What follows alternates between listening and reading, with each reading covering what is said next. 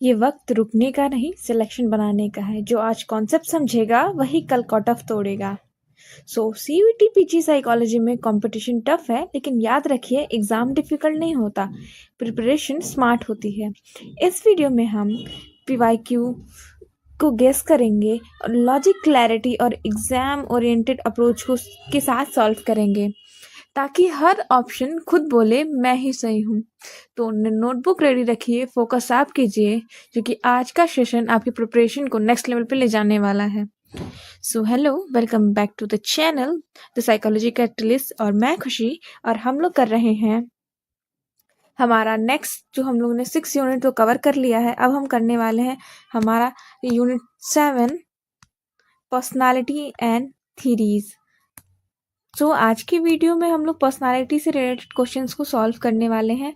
जो PYQ questions हैं उनकी प्रैक्टिस करने वाले हैं, जो सीयूईटी पीजी के पॉइंट ऑफ व्यू से बहुत ज़्यादा इम्पॉर्टेंट होने वाला है।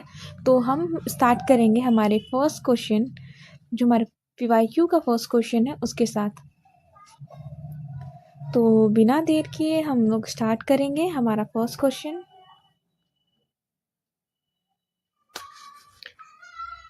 ये सारे जो क्वेश्चंस हैं वो power with in psychology book से मैंने वो कवर किया है। अगर आपको इस बुक का लिंक चाहिए तो आप टेलीग्राम चैनल को ज्वाइन कर सकते हैं। तो हमारा फर्स्ट क्वेश्चन है, Cattell's personality theory is also known as. So जो रेमंड बी कैटल है का मेन कंट्रीब्यूशन पर्सनालिटी साइकोलॉजी में साइंटिफिक ट्रेट अप्रोच लाना था। तो एक बात तो हम लोग को पता चल जाती है कि इनकी पर्सनालिटी थ्योरी है वो personality trait scientific trait approach से रिलेटेड है। साइंटिफिक, उन्होंने पर्सनालिटी को स्पेक्युलेटिव आइडियाज की बजाय ऑब्जेक्टिव स्टैटिस्टिकल एनालिसिस से समझने की कोशिश की है। कैटल ने हजारों पर्सनालिटी डिस्क्रिप्टर वर्ड्स कलेक्ट किए, फिर फैक्टर एनालिसिस का उपयोग करके ट्रेट्स को रिड्यूस किया। उन्होंने सरफेस ट्रेट्स जो होते हैं, जो ऑब्जर्वेबल ट्रेट्स हैं, और सोर्स ट्रेट जो अंडरलाइन स्ट्रक्चर्स होते हैं, उन्हें आइडेंटिफाई किया और 16 सोर्स ट्रेट बनाए। सोर्स ट्रेट से 16 पीएफ टेस्ट डेवलप किया।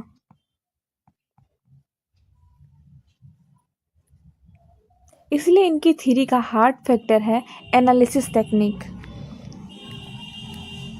तो हमारा करेक्ट आंसर है option B, factor analytic theory.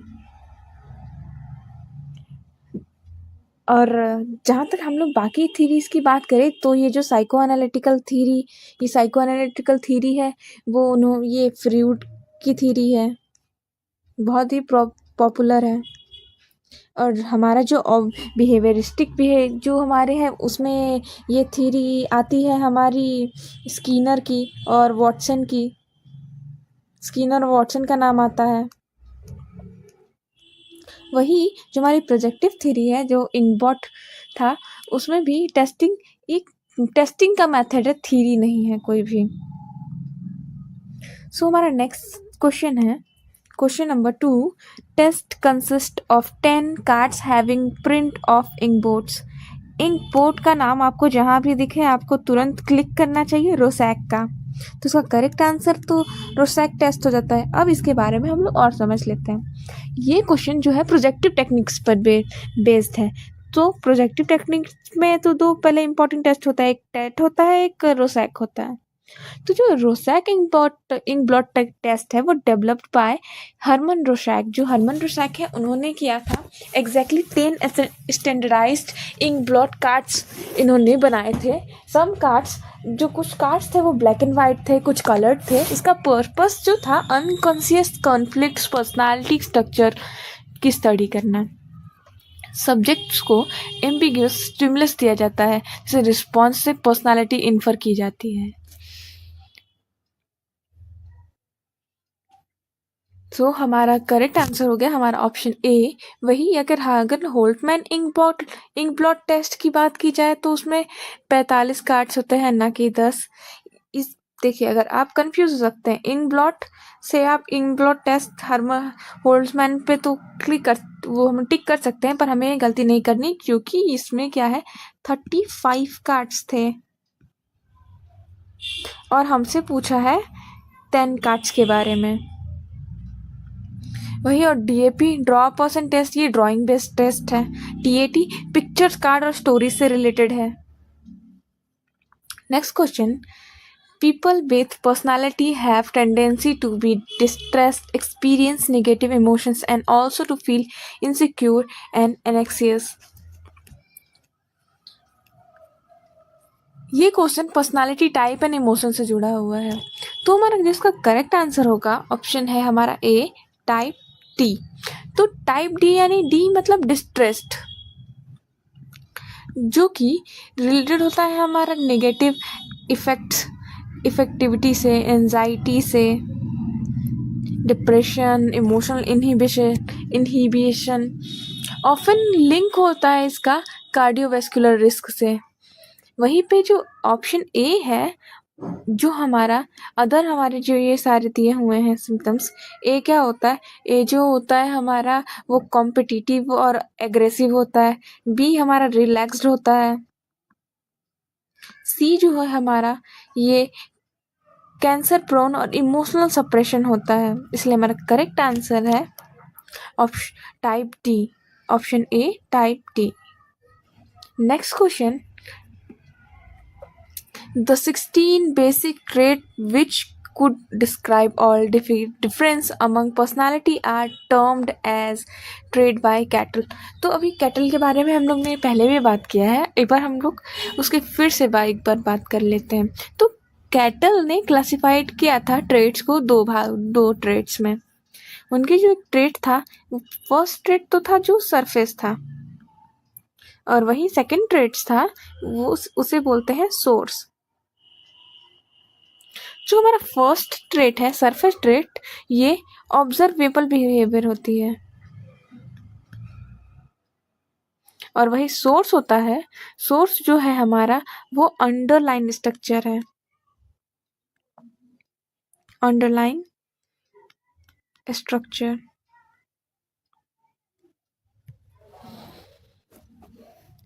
और ये 16 बेसिक जो ट्रेट्स हैं वो सोर्स ट्रेट्स हैं, क्योंकि वे फंडामेंटल हैं, वो जो दे जनरेट सरफेस बिहेवियर और आइडेंटिफाइड थ्रू फैक्टर एनालिसिस। तो हमारा करेक्ट आंसर हो जाएगा option D, source trait. Next हम क्वेश्चन है, according to Carl Rogers personality is determined by the difference between. So जो कार्ल रोजर्स हैं, जिन्हें ह्यूमनिस्टिक साइकोलॉजी की बात की थी, ये जो कार्ल रोजर्स हैं उन्होंने ह्यूमनिस्टिक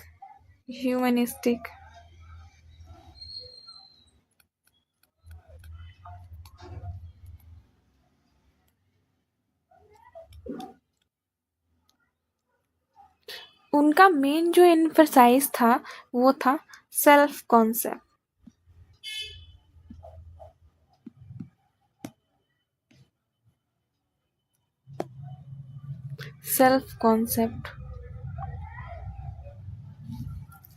उन्होंने की टर्म दिया था रियल सेल्फ और आइडियल सेल्फ। तो रियल सेल्फ क्या है, what a person actually is, यानी इंसान एक्चुअल में क्या है वो है रियल सेल्फ। वही आइडियल सेल्फ क्या है कि इंसान क्या बनना चाहता है, वॉन्ट्स टू बी। और मेंटल हेल्थ डिपेंड करती है कॉन्ग्रुएंस जो स्मॉल गैप में, और जैसे जैसे कॉन्ग्रुएंस से हमें एंजाइटी मैल एडजस्टमेंट होती है।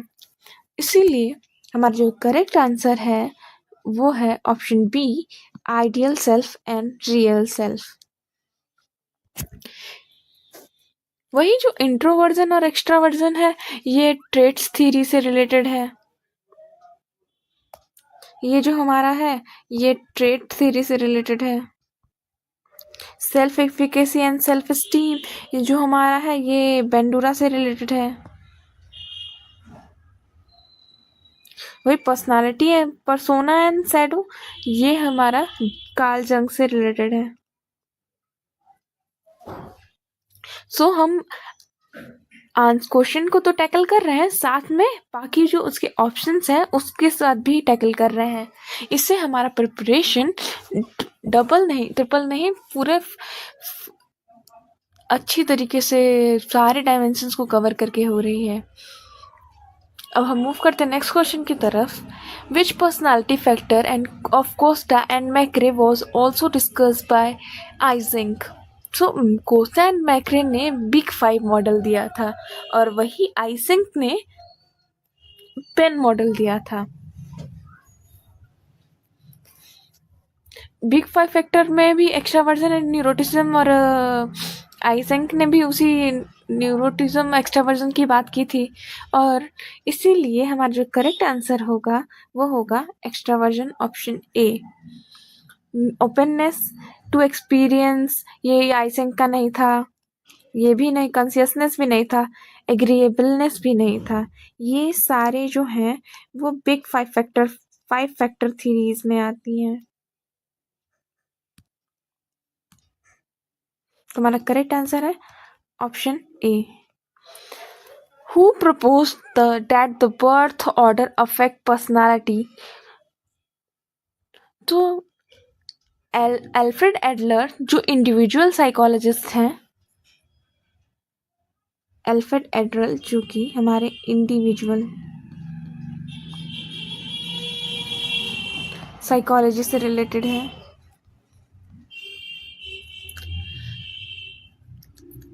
उनका बर्थ ऑर्डर सेव्स पर्सनालिटी। उनका कहना था कि बर्थ ऑर्डर है वो उस पर्सनालिटी को सेव करती है। जो फर्स्ट बॉर्न होता है वो रिस्पॉन्सिबल और कंजर्वेटिव होता है, मिडिल चाइल्ड कॉम्पिटिटिव होता है, यंगेस्ट जो होता है वो पैम्पर्ड होता है, और जो ओनली चाइल्ड होते हैं वो मैच्योर तो होते हैं पर डिपेंडेंट होते हैं।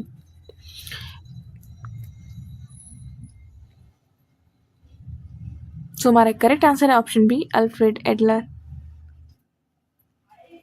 नेक्स्ट क्वेश्चन है, emotional instability is something labeled as. So in big 5 factor model, emotional instability is opposite of emotional stability. जो टर्म्स यूज करते हैं जनरली न्यूरोटिज्म, उसमें हम anxiety, mood swing, emotional reactivity की बात करते हैं।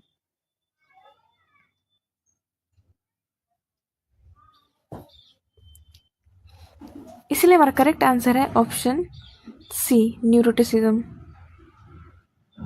वही जो हमारा कॉन्शियसनेस है वो डिसिप्लिन, अग्रीबलनेस, कोऑपरेशन और ओपननेस, इमेजिनेशन से रिलेटेड होता है। Question number 9, individual who have higher needs for may be more likely to engage in risky behavior.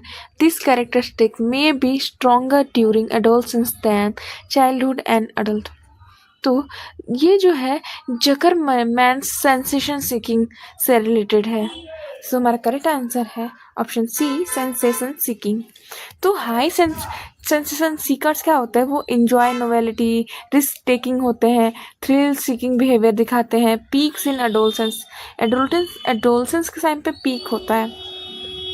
वही हेल्पिंग अदर, ये क्या होता है, प्रो सोशल होता है। अप्रूवल जो है वो सोशल मोटिवेशन है, और एंगेजमेंट जो है वो वेज से रिलेटेड है। नेक्स्ट क्वेश्चन है हमारा, sociable, talkative, fun loving at one end to sober, reserved, cautious at the other, reflect about which of the following big 5 factor 5th dimension of personality. So big 5 factor personality model में extraversion एक major dimension है जो बताता है कि person social world से energy लेता है या नहीं। जो हाई जो एक्स्ट्रावर्जन होते हैं वो सोशिएबल होते हैं, टॉकटेटिव होते हैं, एनर्जेटिक भी होते हैं, आउटगोइंग होते हैं। वही लो एक्स्ट्रावर्जन जो होते हैं वो क्वाइट होते हैं, रिजर्व होते हैं और लेस सोशली एक्सप्रेसिव होते हैं। तो यहाँ सोशेबल, टॉकटेटिव वर्सेस सोबर और reserved clearly extraversion introversion continuum को डिस्क्राइब करता है। तो हमारा एक सही करेक्ट आंसर होगा option D, extraversion. Next question है, the Myers Briggs types indicator is a personality inventory based on whose theory of personality? So MBTI directly based है Carl Jung theory of psychological types पे। तुम्हारा correct answer है option D, Carl Jung. इनकी जो theory है वो है psychological types. जंग ने बताया कि लोग इन्फॉर्मेशन को परसीव और डिसीजंस को प्रोसेस करने में डिफरेंट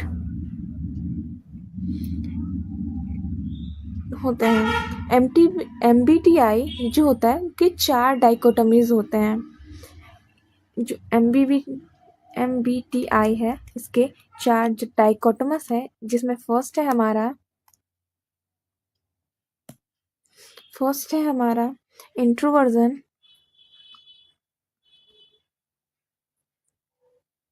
एक्सट्रावर्जन, सेकंड है सेंसिंग एंड इंट्यूशन,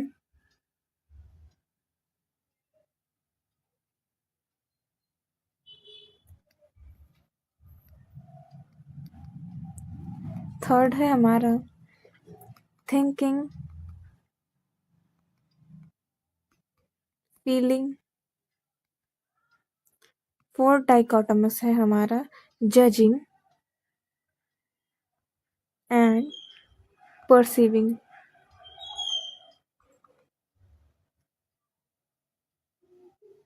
अब हम मूव करते हैं हमारे नेक्स्ट क्वेश्चन की तरफ। Question number 12,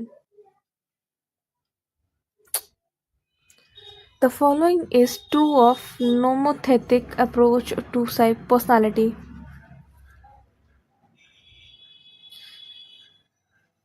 nomothetic approach personality को साइंटिफिक लॉज के थ्रू स्टडी करता है। इस अप्रोच के की पॉइंट्स होते हैं, focus on similarities among people, general laws applicable to everyone, uses standardised test and statistic. ये अप्रोच मानता है कि ह्यूमन बिहेवियर के कुछ यूनिवर्सल प्रिंसिपल होते हैं जो आप सभी पर अप्लाई होते हैं।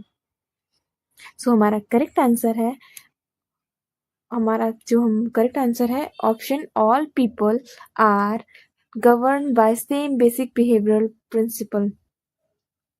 इसी के कॉन्ट्रास्ट में आइडियोग्राफिक अप्रोच होता है जो कि यूनिकनेस और केस स्टडीज पे बेस होता है। वहीं पे नोमोथेटिक अप्रोच है वो जनरलाइजेशन एंड ट्रेड्स पे डिपेंड करता है।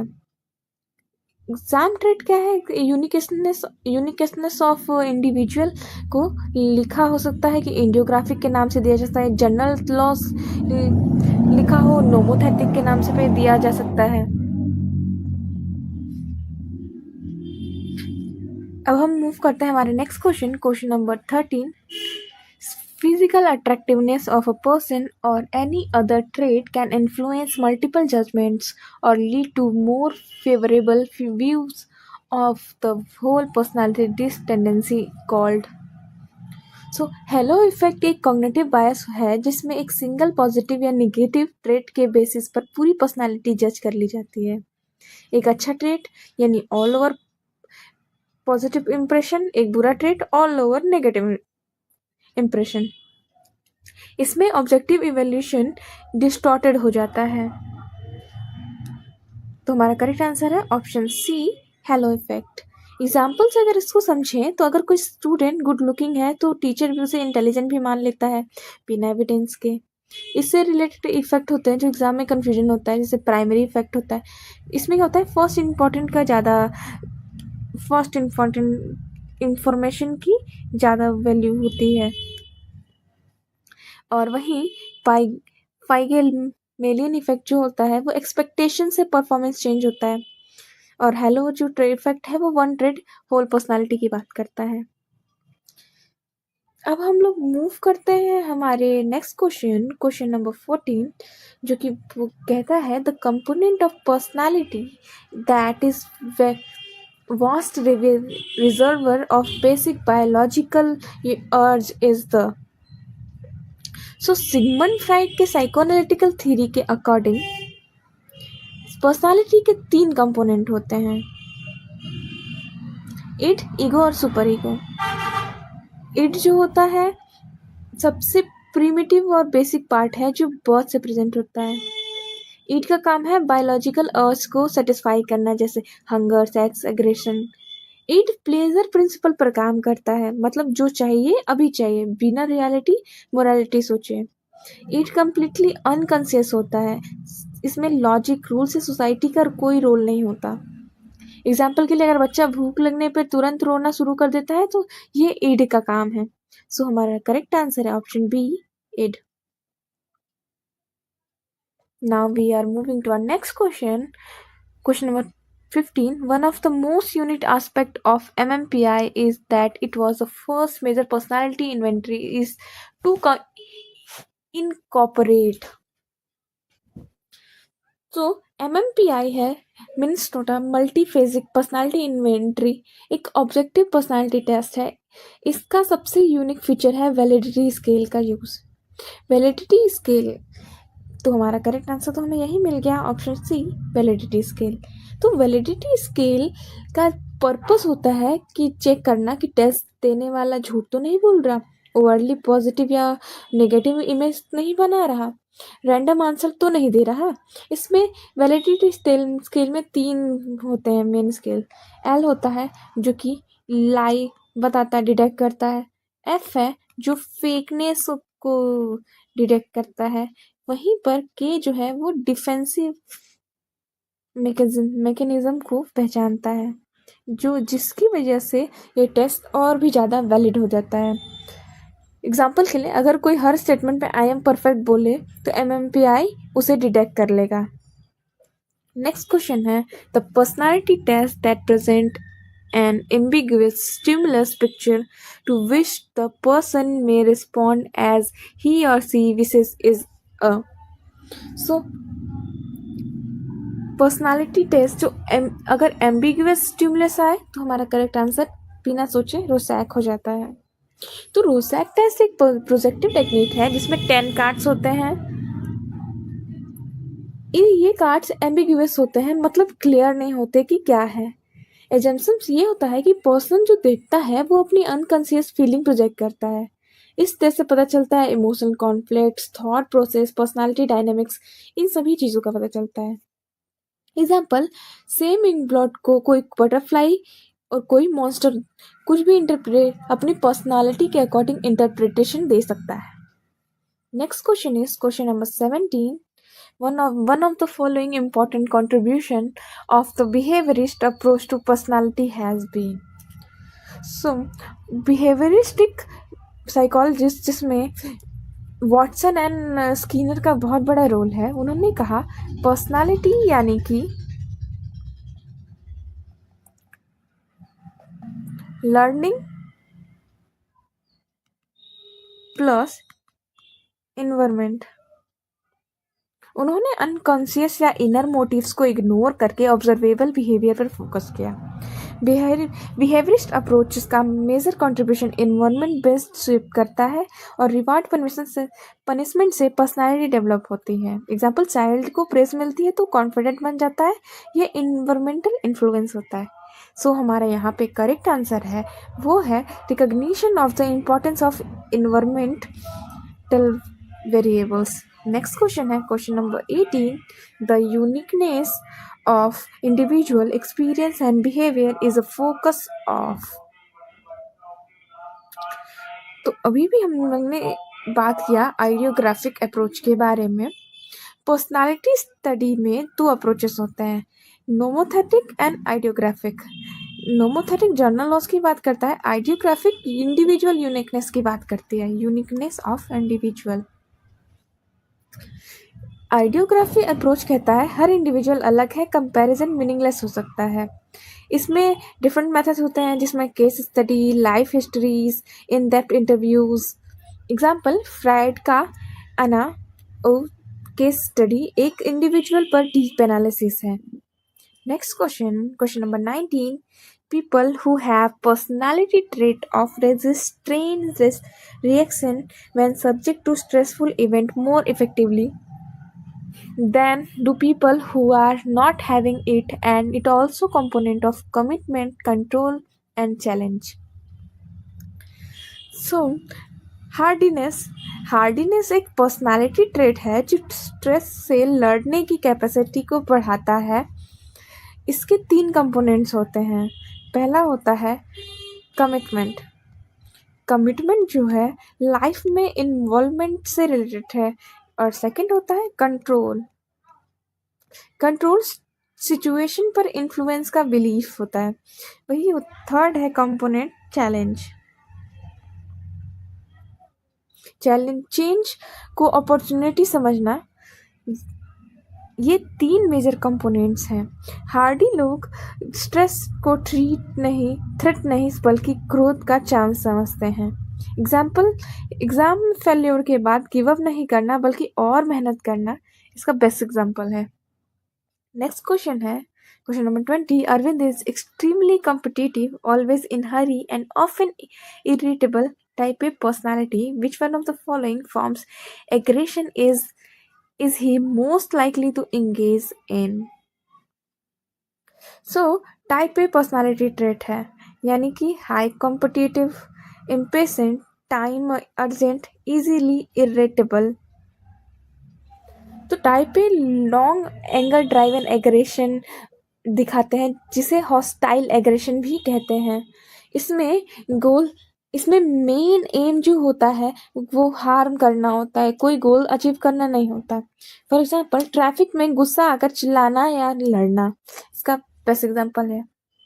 अब हम मूव करते हैं हमारे नेक्स्ट क्वेश्चन की तरफ। Question number 21। Sensation seeking personality as suggested by Zuckerman is likely to correlate negatively with. Zuckerman के अकॉर्डिंग सेंसेशन सीकिंग का मतलब होता है risk taking, thrill, novel experience. वही कॉन्शियसनेस ट्रेट में होता है डिसिप्लिन, प्लानिंग, सेल्फ कंट्रोल। इसीलिए दोनों एक दूसरे के अपोजिट होते हैं। Example adventure biker usually rules ignore करता है जो कि लो कॉन्शियसनेस है। सो हमारा करेक्ट आंसर होगा option C, consciousness. Next question, a self-report questionnaire for assessing aspect of the self concept is. So Q short technique में statements को cards पे लिखा जाता है। पर्सन उन्हें अपने अकॉर्डिंग शॉर्ट करता है, most like me, list like me. ये सेल्फ कॉन्सेप्ट और पर्सनालिटी असेसमेंट में यूज होता है। एग्जाम्पल आई एम कॉन्फिडेंट को टॉप कैटेगरी में रखना। नेक्स्ट क्वेश्चन है question number 23। Proprium, the term for the ego or self was given by. So golden जो हमारे